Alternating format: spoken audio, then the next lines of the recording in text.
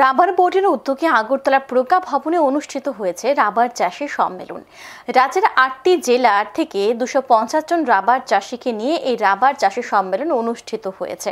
সেখানে উপস্থিত ছিলেন রাজ্য সরকারের সচিব কিরণ গিত্তে, রাবার বোর্ডের অধিকর্তা IRAS ভাস্তেগেশন সহ অন্যান্যরা। রাবার চাষী সম্মেলনে বক্তব্য রাখতে গিয়ে কিরণ গিত্তে কি বলেছেন শুনবো একবার।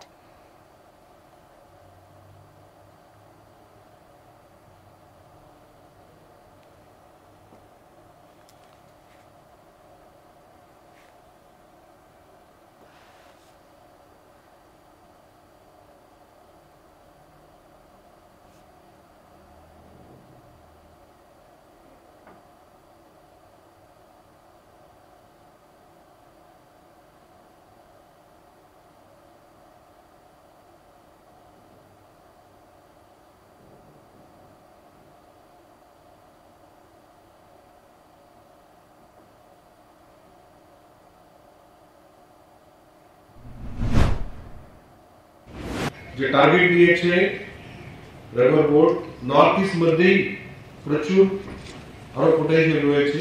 প্রায় 2 লাখ হেক্টর আরো প্লান্টেশন হবে নর্থ ইস্ট রাজ্যের মধ্যে। ইতিমধ্যে আমরা দেখছি আসামও অনেক প্লান্টেশন করছে, প্রায় 34-35 হাজার হেক্টর করে নিয়েছে।